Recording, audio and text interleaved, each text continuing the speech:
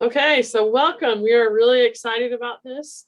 Guadalupe and I are going to be going back and forth on this.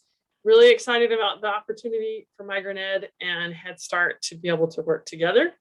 So, Guadalupe, you want to? Yeah. Hello, everyone. I'm Guadalupe Cuesta. I'm the director from the National Migrant and Seasonal Head Start Collaboration Office based in Washington, D.C., but I'm in beautiful California today. I want to thank all of you for participating today, for taking the time when we really have a meaningful discussion or the opportunity for a meaningful discussion today about a very important topic that's already happening, and that's school transition. So one of the things we want to do is make sure that with this meeting, I would say, is that we talk about what we need to do for families, for not just the children, but the parents who are transferring into school, whether they be via Migrant Head Start or even children that families that are coming in without being in Migrant Head Start, because we both of these organizations, Migrant Head Start and MEP, share a lot of the families. So we want to make sure that we're not leaving anyone behind. Do you want to say anything else about the? Yeah, just real quick, one of the things that we really feel like in Migrant Ed that we can probably do better is trying to develop more partnerships. And I think that the more that we realize that we're trying to serve a lot of the same population, but that it's very much we can serve together.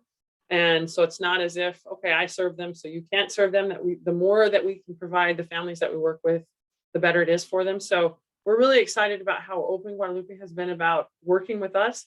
And we hope that you know, that not everyone feels that they have to start always at the local level. That is absolutely key, local level, but we want you to know that we really want this collaboration from the top down. And so really excited to be here with both Migrant Head Start and Migrant MEP staff. You wanna, oh yeah. So today we want to make this very interactive. We're going to be just bringing up talking points for you to consider in working with each other, but also in keeping in mind that we have children and parents involved in this whole movement of back to school. And so we're going to talk a little bit about, well, I'm going to share a little bit about the demographics of kinder demographics from Migrant Head Start perspective. And then we'll talk a little bit of the points that, because some schools have already opened, some of the things that we're looking at. And then talk a little bit about the work that both of you are doing, so you realize how close the work that both programs do at the same time is going on, you know, what's going on at the same time. And then we'll get into really good discussion, hopefully, when we do that networking session about, you know, what are your needs, what are you seeing, and where we can help. Both Jessica and I help you with contacting partners if you really want to create that partnership. And then Jessica's going to share a little bit about what's happening, what trends are happening in education and in agriculture, which affect both of our programs. So, and then we'll for sure then see if there's any next steps that people would like to do, whether it be on an individual basis or not. So can you go back for one slide? Okay, no, yeah, next, you're right. So I wanted to share with you a little bit of what we're looking at as far as numbers in Migrant Head Start. So we didn't compile any statistics because of COVID. So recent numbers we do not have, but you know, generally we serve the same amount almost every year. So just to give you a view of the breakdown of children that we have approximately in Migrant Head Start. But what I want you to focus on is the 4-year-old and the 5-year-old. And these are children that will be potentially moving on to kindergarten. So there's a rough about 6,000 children across the country that will be moving on to the public school system. And that's important because these families may be brand new to the area or don't have any older siblings to help mom navigate that system. So this is the group of children and parents that I think we'd like to target with this discussion. Next.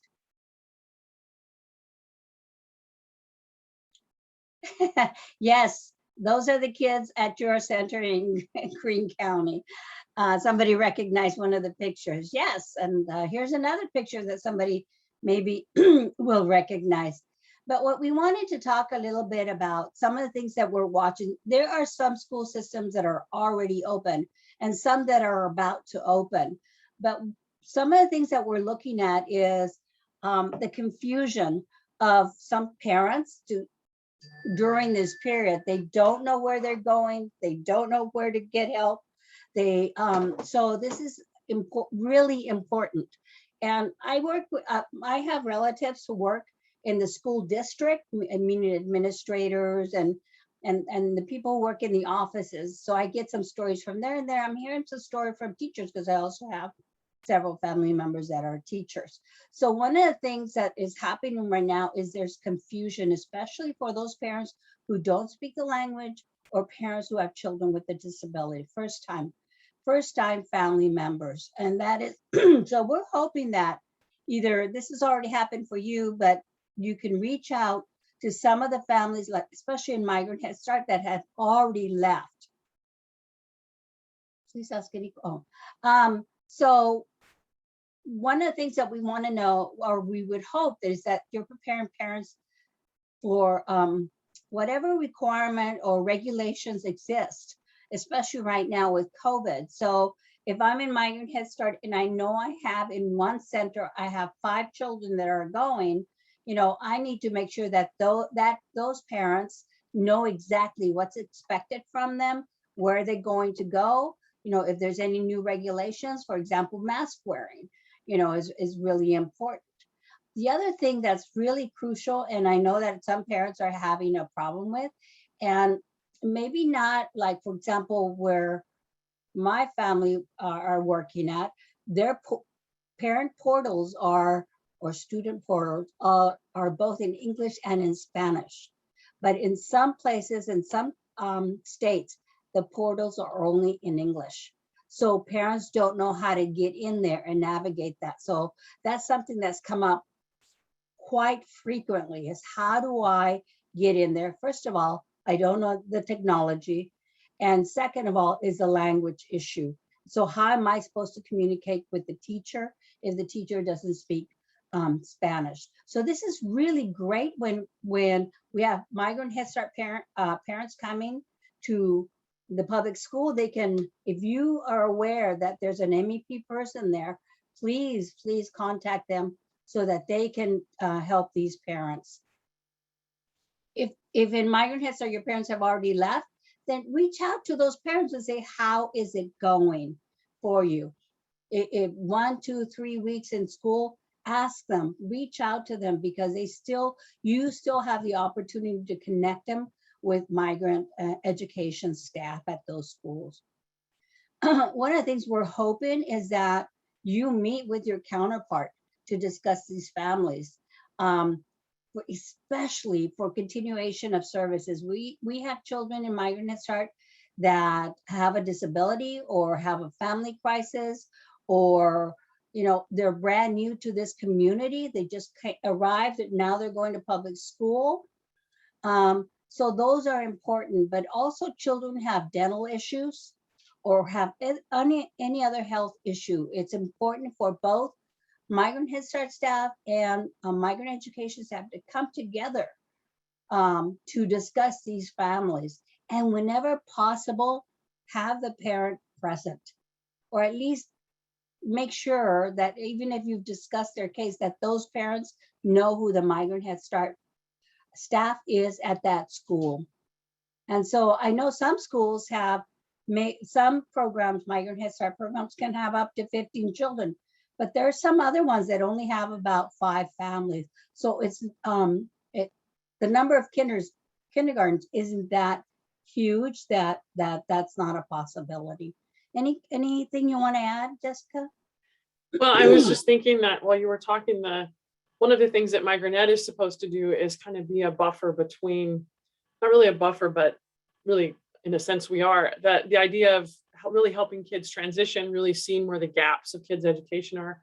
And I had a conversation the other day with a recruiter from one state that mentioned that right now their schools have been in person, and then they're going, families get the opportunity to go virtual, and all of the schools were requiring that someone show up at the school in order to make that transition. And so several of her migrant families were saying, I can't get off work. Is there not just a form? And she said, well, she knew that regular families were getting these forms and just emailed to them, but her families, migrant families, didn't even know how to access that. And so in her mind, she said, part of what we should be doing in Migrant Ed is helping in that transition. So the mom really wants the kids to go virtual. So she was really working to get that enrollment form. And so there was a comment in the box that was saying, hey, it's really hard. Families are having a hard time completing those online forms. They're having a hard time downloading those documents. So this definitely is a priority area to make sure that kids are getting into school, and then that the parents are able to know how to navigate whatever is happening in your district. Because like Guadalupe, some schools started 3 weeks ago, some are going to start in 2 weeks. We're all over the place, but we definitely want to make sure that we work with our partners. Now, knowing that not every student that is in Migrant Headstart qualifies for Migrant Ed, it's still that transition should happen. You should know which ones, and we should be able to, and not every school has a Migrant Ed person, but we definitely want to know who are our counterparts and be able to figure out how to make a plan to work best with each other. Exactly. Next.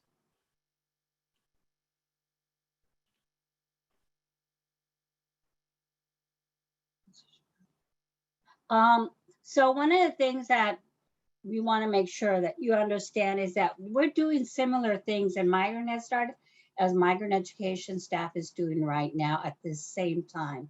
So we're all focused on those children that are coming into the public school system.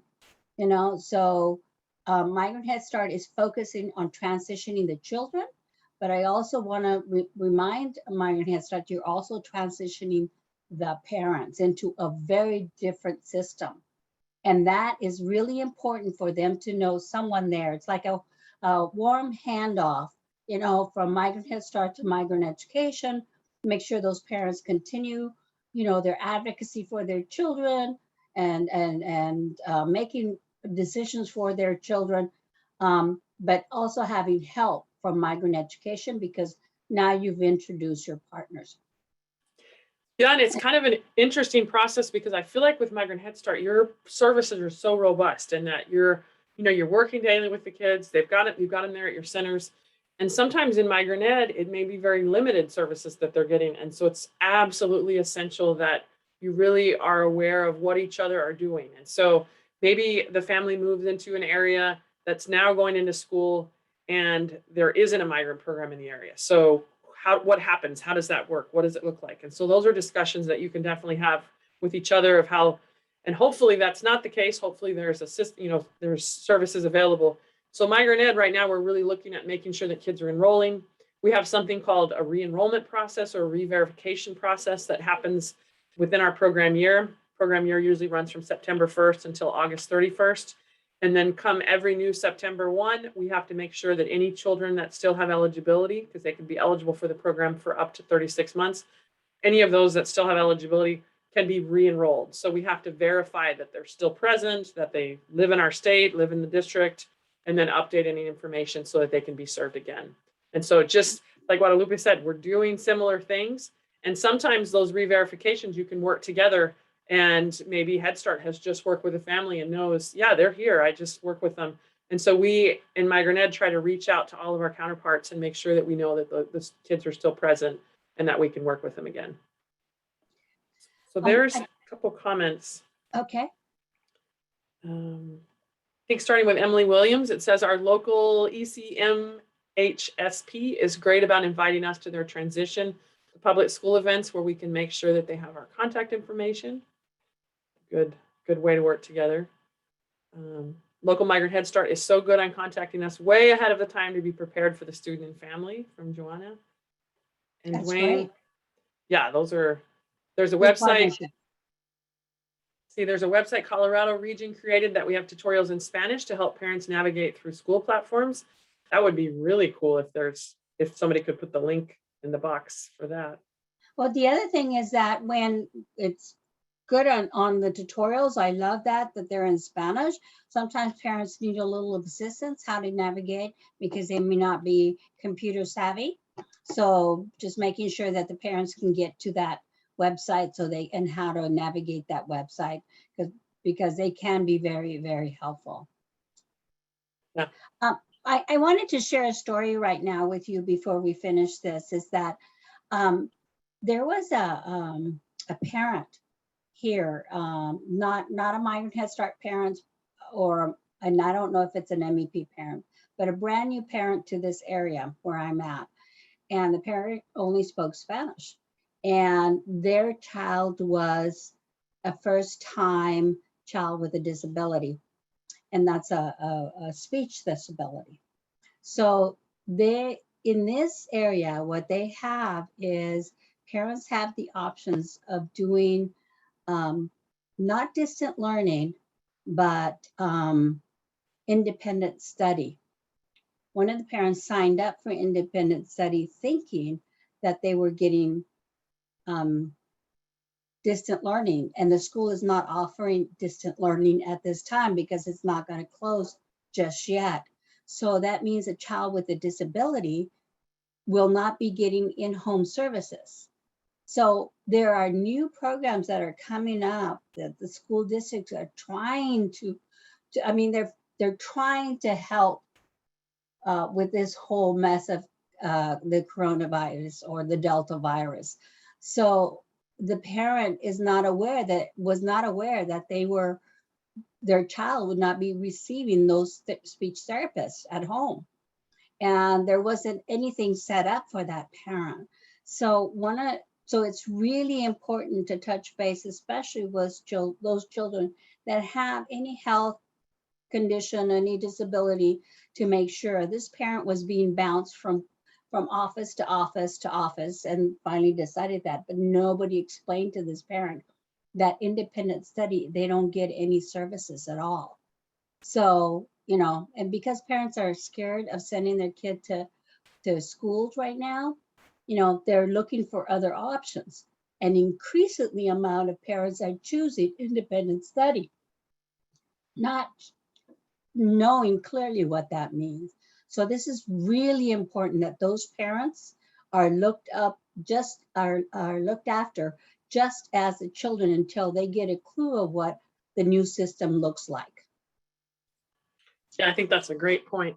And something I think we may not think as much because they just come to us in kindergarten, or we're working with them when they're younger, but our services may be focused on kindergarten through 12th. And so we're usually thinking of once they get there, but the process to get them there is also, especially for new parents, that their first kid is going into kindergarten. Right. And I saw it on there. There's a question, is this a home visiting? This child is not in Migrant Headstart, or my awareness is in migrant education. So we don't know where this parent's coming, but my heart felt for them. And I'm going, I wonder how the parents we provide services to, how they're doing with those type of information and making, well-informed decisions. So, and this is where both Migrant Headstart and migrant education can work together to make sure that those children receive the services with the parents, full knowledge of what those services are. So I just want to caution you how important these two relationships are really work to the children and families, the parents. Yeah. Next. And so for those of you who may not know if you have a Migrant Headstart Center in your program, in your area, we have a Locator app, which actually works in two heads. This was developed by parents with parents and knowledge, and they decided they wanted this done. You can find any migrant and seasonal Head Start center on here, but you also can find a health center. Those were the two things that parents requested. They always wanted to know as they migrate where the next Migrant Head Start Center is because of childcare while they work. And the other one is, what if my child gets sick? I want to know where the health center is, the low cost, no cost health center. So if you can download this, just go to Migrant Headstart on your Google or Apple stores, and you can locate those. Right now, it's not a touch screen. We're developing it, and it should be done within about a month or so for touch screen. But in the meantime, you can still use the app to find where Migrant Head Start programs are located. Very cool. That just right now, if anyone's sitting there saying, I'm not working with my local Migrant Head Start, then this is definitely right there. Look around and see if there is one. Do you have states that you don't have programs in? We do. We have we used to have in Wyoming, and no longer there because the number of families dropped, and in Montana, I think South Dakota, and some of the eastern states. Okay. But pretty much the rest, there's 37 states. Yeah. So yeah. There's a whole lot of them. Yeah. So now we want to open it up to some discussion. So if you have a comment now or a question about these two working together with your partners in Migrant Head Start, or Migrant Head Start wants to work with partners, this is the time that we can ask, how do we collaborate with them? So anybody have a comment or question? I'll open up the mic. Can you open up the mics, or are they? I think there's no way I can open up for everybody, but if they want to speak and they put it in the chat box, I can definitely give them the power to do that, or we can pay attention to the chat box. So however you guys want to do it. I like the idea that, Oregon just put, Jonathan put on that Oregon has an MOU with MEP and OCDC. How can I work with Head Start? Okay, so where are you located, Perla? Is it Perla? Yeah. Perla. You're in Kansas. So you picked a state where I don't remember we have but I think we do. We have Kansas Head Start. Reach out to, in the app, there is a locator that if you put the city or the state, it will come up with all the Migrant Head Start programs in your area. See if there's any close. If not, at the end of this website, there's a, and maybe we can put it on there. It's a GQuest. Let's put both of our emails on the chat so that right away they can send us and say, Perla wants to know, how to work with your. Okay, so Migrant Head Start is not in, thank you for that, Perla, but you can also reach out to Head Start. Now, if you go into the Head Start Learning Center, just put Head Start Learning Center, there is a locator there for regular Head Start, meaning regional Head Start in Kansas. And it'll give you the information for that Head Start. Just reach out to them and say, hey, we know that Head Start children will be coming to the school, and they do have some ag workers in those Head Starts, because Migrant Head Start only serves a limited amount of children. Sometimes parents choose to go to Head Start. So go ahead and reach out to them. And if you need assistance in reaching out to Head Start, also contact me, please. And there's 2 participants who raised their hands. All right, let me see if I can get there, give them the power to speak. Let me see. Give me a second. So if you want to look at some of the other ones, I can see if I can find them, and then let's see. Okay. Yes, I know New York and Migrant Head Start really work together. That is true. I've had it. I've worked with both MEP and Migrant Head Start there, and they do have very good relationships. If you want us, you guys, if you want to speak, if you'll go ahead and put your name in the box, because it's just not letting me, and then I can see if I can find you on the participant list and do it that way. And yes, I know that in Colorado, the partnership is incredible, incredible. So Jonathan and Perla want to speak. Okay. I don't even know if it's going to let me do it. So we'll see if we can.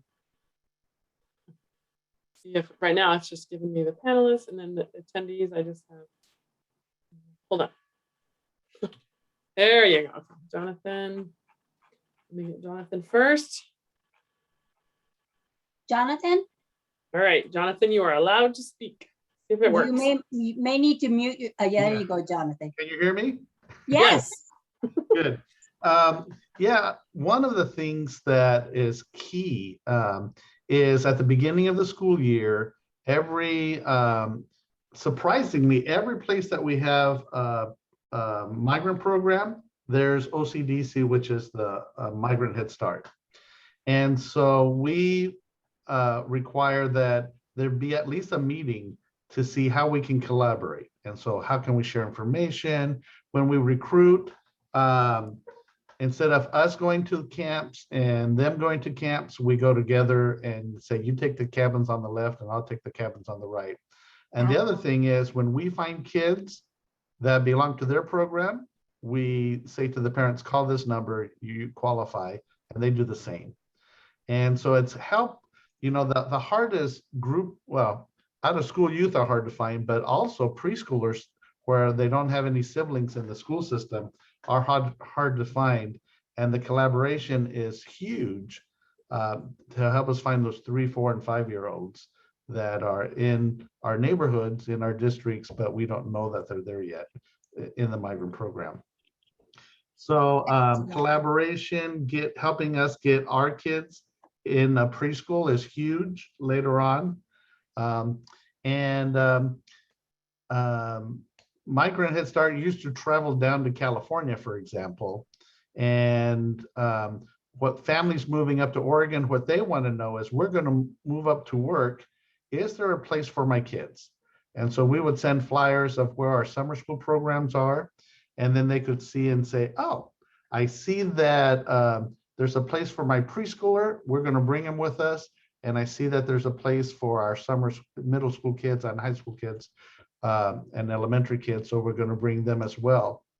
And so because of that, then the family qualifies for a move as opposed to leaving the kids behind because there's no services for them during the day. That's actually awesome. I appreciate that comment that you meet with your counterpart, because in Migrant Headstart, usually there's a parental form to discuss educational purposes, and that's also part of enrollment. So they can help those families say, wait, you have other children. When we're enrolling them in Migrant Headstart, we'll know if they have siblings in the upper grades or kids that are going in. So right away, that meeting should take place, you know, to make sure that those parents know who the Migrant Ed person is and how they can help those parents also. Yeah. We have Perla, is that? Yeah, hi. Hi, Perla. Okay, my question is there any way that we can share classrooms with Head Start? Because in my district, I mean, we actually share classroom already with them. Like migrant preschool, it's in the morning, and then Head Start classroom, it's in the afternoon. So my question is, since now both programs are, we're both struggling on finding 3- and 4-year-old kids, is there a way that we could probably combine and be like all day preschool with both kids right now? Yeah, some programs have made, this would entail your director, your fiscal operator, and on Migrant Headstart program, and I would say the same with the Head Start, and have those discussions, because there are some programs that have Migrant Headstart and they what they call braided services with state preschool and so forth. So there are ways of looking at some of those collaborations, but I suggest that you have your director and your fiscal person sit down with the counterparts and discuss that. There are possibilities of doing some of them. And then because you're combining you. two total different programs, you've got to look at the regs on both sides, because you may have something with Migrant Ed saying it's got to be supplemental. And so if Head Start's already providing it, it's got to be Yeah. above. So make sure that you're really familiar with both sides on how to do that. Yeah, I think it's really great when two programs come together and meet and discuss, well, what can you do or what can I do? For example, we don't have the option of home visit programs in Migrant Head Start, whereas a regional Head Start does. And Migrant Education does too, but we don't. But we do a lot of curriculum with parents who are, for some reason, so we can share curriculums. We can, you guys take the home visiting part, but we'll do this other thing for the family. So, there's a lot of ways of working together. So both of you are not having the burden of all those services for one family. So you're not duplicating, first of all, and you're also not allowing something to fall, for the wayside because you're not working together. And then I think Emily had something to say. Hey, Yeah, Emily. hey, my name is Emily Williams. I work for the Migrant Ed in South Carolina, but I used to work for the East Coast Migrant Head Start project. I was Yay! I was a family services coordinator.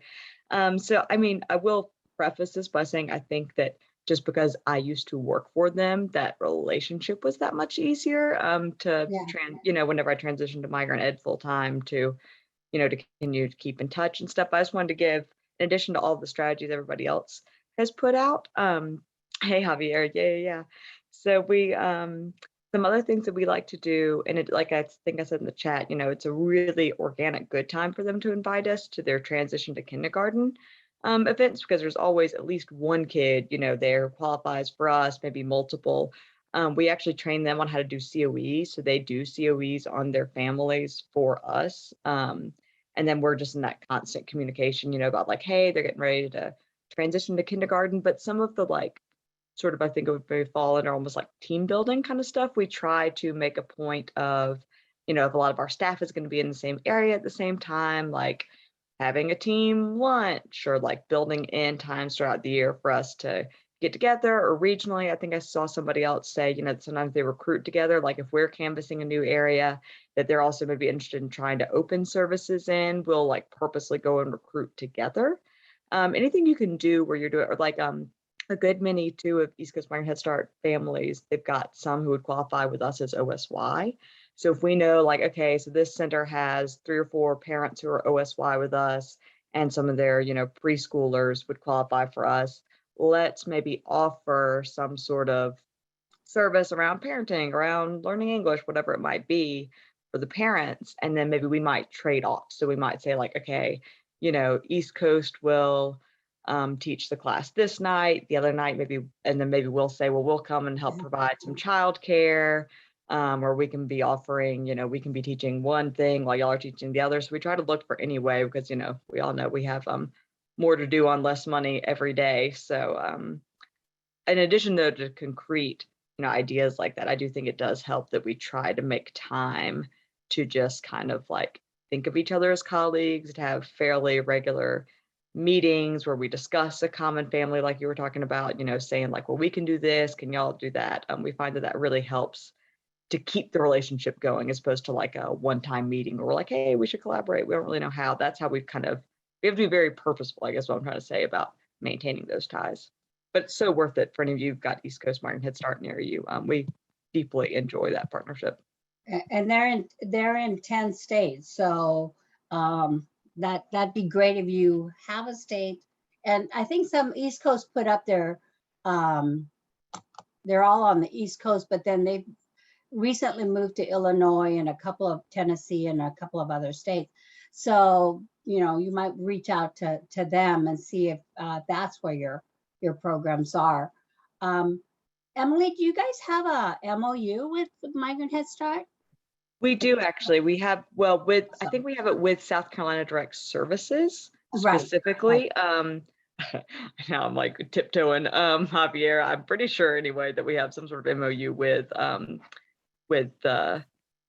East Coast, but like, I think it's just with the South Carolina Direct Services branch specifically. We do. Right, Okay, and yeah, I thought we did. Okay, and I just got reminded that the two new states that East Coast recently acquired was Indiana and Oklahoma. So thank you for that. Anybody else have a comment or a question, or does anybody out there know they have a Migrant Headstart program in their area, but they're not working quite as well as you would like to work with them on, especially on this transition? But there's so many other areas that you could partner. As Emily said, is trainings. We do a lot of trainings, and so do you. Sometimes we could even probably help each other in those, and we do the same subjects. We not work with Mesa, Arizona. Do you have, I'm assuming this is MEP? Lilian, your MEP? Yeah. So is there in Mesa, is there a Migrant Headstart program or a Head Start program? Well, I know there's a Head Start program, but is there a Migrant Headstart program? I can't remember if they're in there. It's it would be Chicanos por la Causa, who has the whole state of Arizona. So that would be a great time to reach out. I know that in the past, sometimes we've heard people say, well, we don't work because we don't want to be counting the same kids and we don't want them to be taking away our kids. So we're really hoping that we can break down that barrier. And then like Jonathan and Emily and the different comments have said, it really is a good partnership, but somebody has to start that. Someone has to be the one to reach out. And so it can be really rich, and you can be, like Emily just mentioned, you can actually meet up sometimes for lunch. When you get to that point, you're really, very comfortable with each other, but somebody at some point is going to have to go ahead and make that. So let me see if I can get Liliana wants to speak. There was a question about what about Illinois? East Coast is an awesome program to work with, and they have actually good relationship with migrant education there. I was just talking to one of their leadership staff, and they said they do. But if you have any questions, you could either reach out to me or reach out to the program there. Leanne? Okay, can you hear me? Yeah. Okay, yeah, we, well, I didn't know it was Chicanos por la Causa, but we being in the Head Start, we have one close to our office. But we don't do that kind of partnership. Every time we go there, I think they don't even know that we exist sometimes. So it is very interesting to hear that a lot of other states are working together, because actually one of my questions, that's why I signed in for this webinar, was like how we do the process easier to our families, because we refer them to Head Start, but they have to go to the whole big process, and sometimes they get lost in the process, so they do not have our kids basically in their program. So it's not an easy task, and as Jessica said, we are more than willing to go and talk to them, but yeah, I don't know, it's been hard. I mean, listen to everybody that you all work together and they refer families and all that kind of stuff. We don't do that at all here, at least not in Mesa, Arizona. I just saw from Margarita, I'm assuming, Margarita, you're from Chicanos por la Causa. I'm assuming you have a Migrant Headstart in Queens Creek. I don't know how far away that is from Mesa, but Margarita, do you have a Migrant Headstart program in Mesa? I know you have one in Queens Creek. No, I don't know. I know who Margarita is. She's just next neighbor city. Yeah. Okay, I can talk to Margarita. Don't worry. I will reach out to her to see how she make the things work with Head Start over there. Okay, and if not, give me a call, because I can reach across the aisle to Head Start. Okay, thank you so much. Really easy, and my email is already on there, and so is Jessica's, and I can make sure that those relationships begin to happen for you. Yeah, we'll be more than happy to do it. Yes. Thank you so Awesome. much. Awesome. Javier, Hola, buenas tardes, Guadalupe. buenas tardes. Good afternoon, everybody. Just quickly wanted to make a comment to something that was mentioned earlier with regards to families not being enrolled in a timely manner with Migrant and Seasonal Head Start. And that starts with understanding the eligibility, right? The eligibility doesn't transfer from migrant education automatically to Migrant and Seasonal Head Start. But having those conversations and really being flexible and establishing that relationship, we are very fortunate to have a very good relationships across all the 10 states that we have services. And it's just having open, honest and ongoing communication and being flexible. As an example, we mentioned that we recently went into Oklahoma and Indiana, and we're working very closely at those states. We approach the leadership at the state level. I'm very fortunate to have come from the migrant education background in the state of Georgia for many, many years, that relationship. But having the flexibility, one of the challenges we had in Oklahoma was that our families were going to be enrolled in when school started, right? And we have our services that would overlap. And there's nothing wrong with the children being enrolled in Migrant and Seasonal Head Start, and then withdrawing and enrolling in the regular school year pre-K program. And that's something that we had discussions about, and just having that flexibility really helped our relationship with our migrant ed colleagues there, because it's not either my children or your children. Their children in whatever situation works best for them. Just being that flexible and having that ongoing conversation with your colleagues to let them know that we're here to provide the best services for children in whichever situation they may need. Javier, you make a really great point. There is nothing that I don't think that there's any barriers that both, if you sit down with Migrant Head Start and migrant education, that you can't overcome. Even if it's doing some of the forms, I heard someone else, I think it mentioned that they sometimes train Migrant Head Start program to do the qualification certification, not certification, but the questions. Yes. You know, Migrant Head Start can do that for migrant education, and migrant education can say, hey, mom, I see you have 3 kids in public school, but you have a little one. Let's get you over to Migrant Head Start. Because not always all Migrant Head Start students qualify for migrant, but there's ways of working around that or working with that. But then and then also for sure, Migrant Head Start children will qualify for migrant education. Exactly, Guadalupe. Just having those that communication and being able to sit down, really discuss what we can do for each of the families, and the eligibility again would not be the same. It would not transfer, but there are some activities that may not be eligible for migrant and that are eligible for Migrant and Seasonal Head Start. And working with that, one of the great things that we've done is apart from cross-training our outreach and recruitment staff, is really being involved at the state level with the Comprehensive Need Assessment Task Force, or whatever it's called at different states. We do have representation there to bring in the voice of the preschool parents as the state migrant ed is developing their action plan for that year. And that's been very beneficial for the programs, but also for the children and families. That is awesome. I thank you so much for that. I appreciate it. Margarita, are you able, I know you said you don't have a microphone.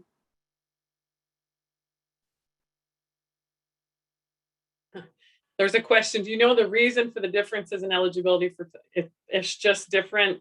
It's not even through, like, the Migrant Head Start is not through the Department of Education. It's a complete different, you guys are through. You guys, the Office of Head Start. Yeah. And it's income based. So at least 51% of their qualifying work has to be, of their work has to be in this qualifying agricultural activities, which is broadening more and more. But it is income-based rather than intent or actual work from my MEP days. Right, but Migrant Headstart will always qualify for migrant education and Title I. Yes. Now, I'm not sure what Title I Part C Part C. has all as a requirement, but they would not impede anything that Migrant Headstart because all our kids would qualify for that. Even the only Well, if they haven't moved. not if they're necessarily if they seasonal- haven't moved. Yeah. Well, Yes. if they haven't moved, we have 2 years, remember, some grantees, some Yeah. Migrant Headstart program allow seasonal workers or, Yes. so there's ways of having to look at this and saying, what's the best way our chances are? Maybe sometimes there isn't any that migrant education can't come to Migrant Headstart, but you could always take a look and see. That's the beauty about these partnership is like, let's see what we can do for this family or these children, these parents. Yeah. Department of Health. Yeah, the Department of Health and Social Services. Well, we're doing it. We're working on it. Department of Health and Human Services, and Jessica's from, the Department of Ed, Education. the side. So Yeah, we're trying to work together on some of this information, both at the national level, state, and also at the local level.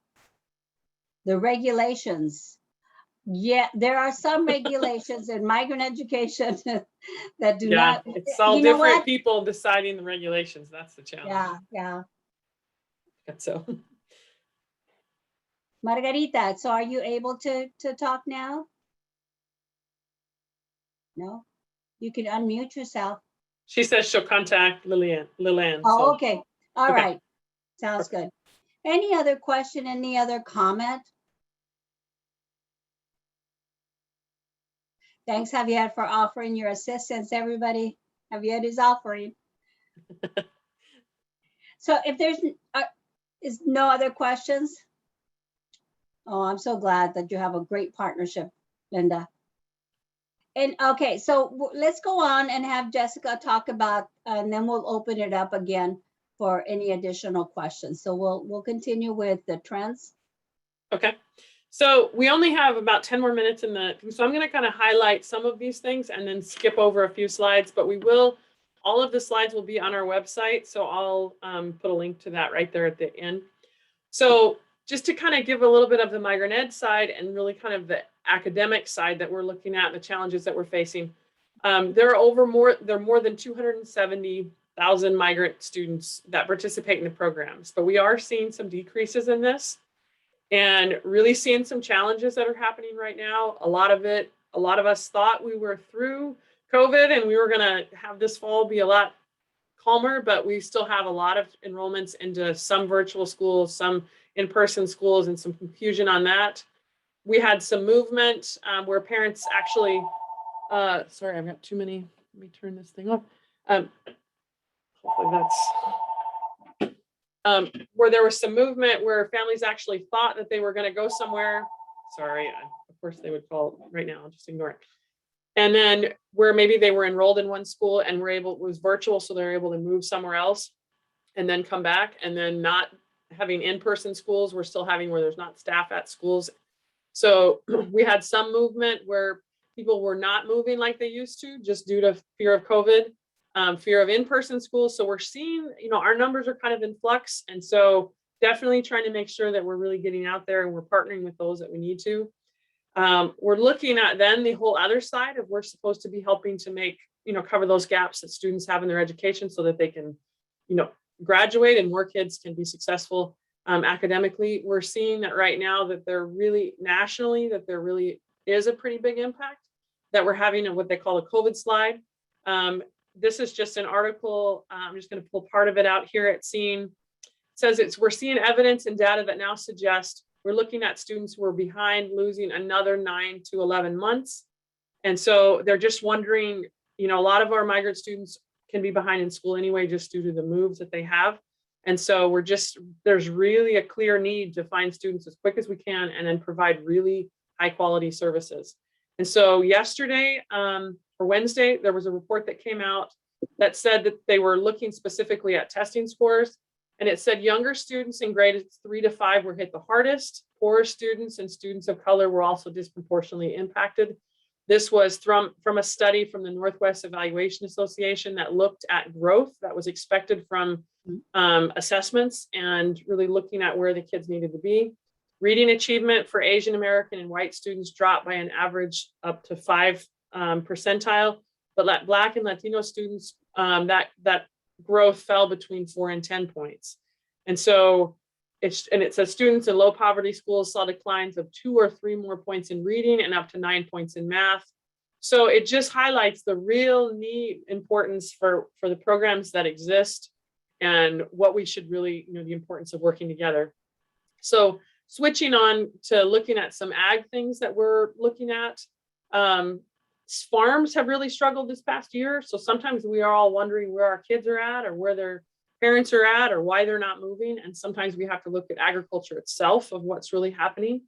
And so it says in the middle of this last spring, we saw the financial implications that can be incurred by production agriculture when things were shut down. And we've seen supply challenges.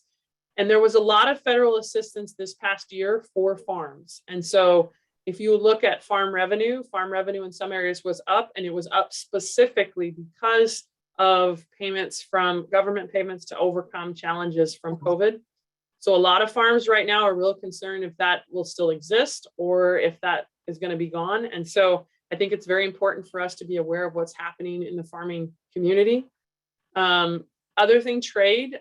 We used to trade a whole bunch with China, and then about 2 years ago, we kind of halted a lot of that, 2 to 3 years, and they thought a lot of it was going to go back. And so some of the partnerships that we used to be in, we're not in. You may say, well, what's the big deal about that? A lot of the crops that we go to other places. And when those trade deals, when there's a tariff on products, it makes it so that they can't sell it as well in other places. So it's basically a tax that the grower themselves or the buyer has to take, or you and I as consumers are paying for a higher price.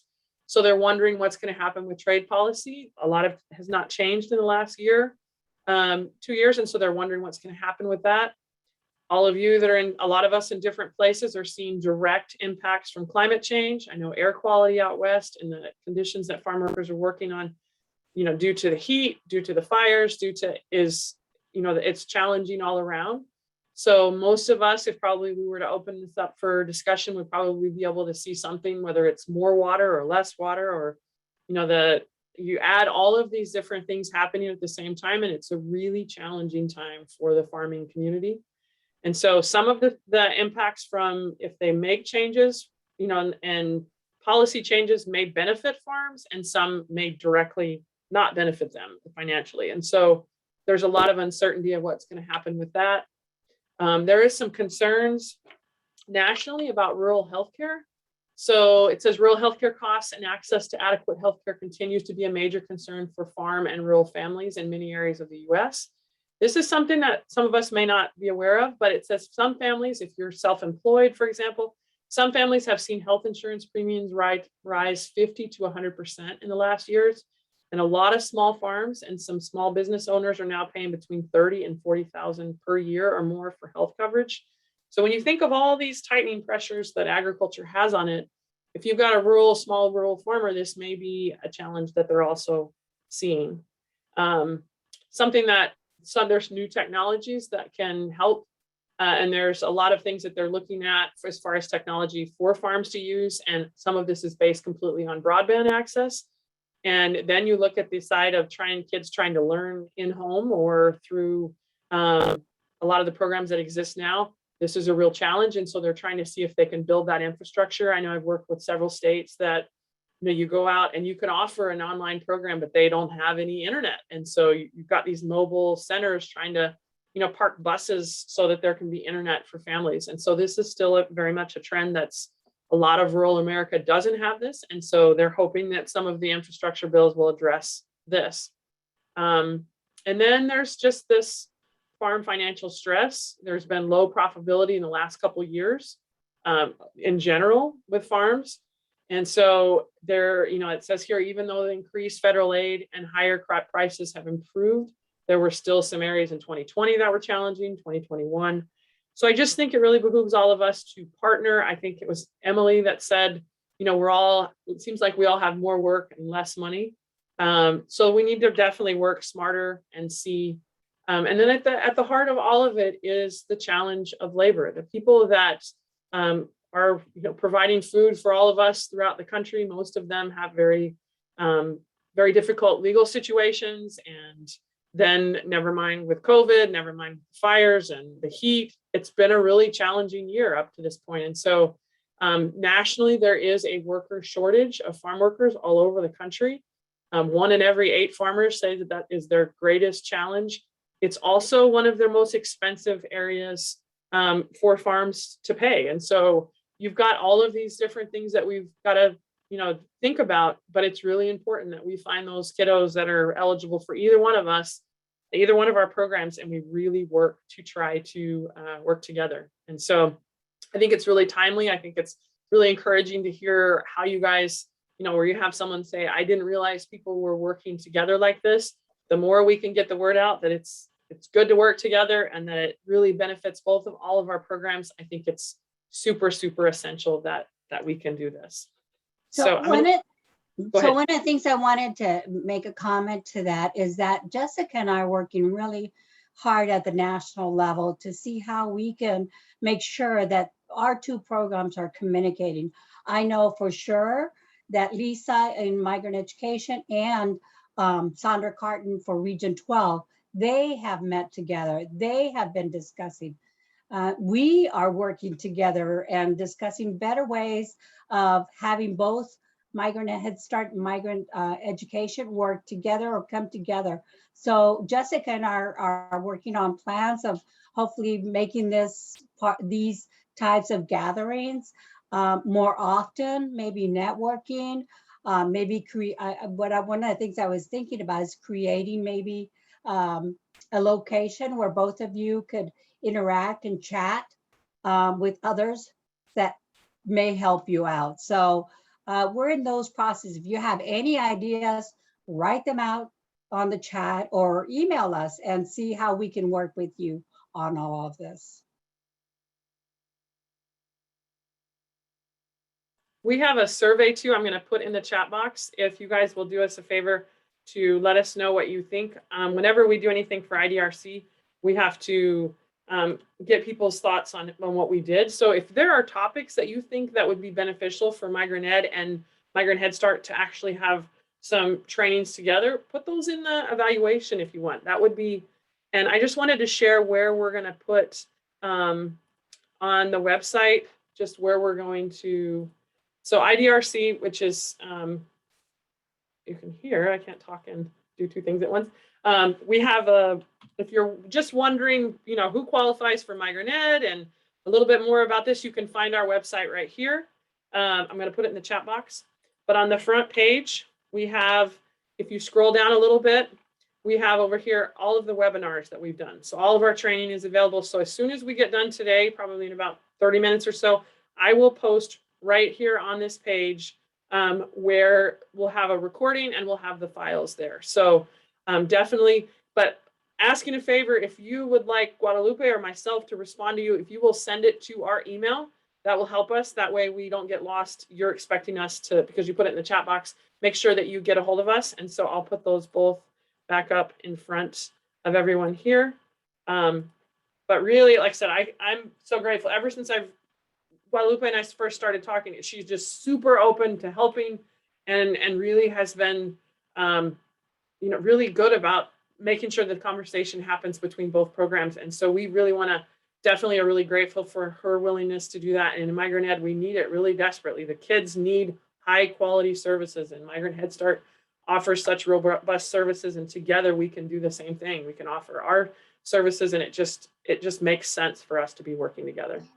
And I have to echo Jessica's and the same thing. She's been very open, and I really appreciate that she has come up with ideas of trying to get all of us to work together. So it's a love fest between the two of us, and we're really here to help you because we know you working together helps children and families. And that ultimately, that's our goal, the children and families, to make sure that they get the best services that they can, whether they're leaving Migrant Head Start or they're entering into migrant education. But that transition is so important. And we really appreciate all your comments, and we'll follow up with a lot of you who want some of our assistance.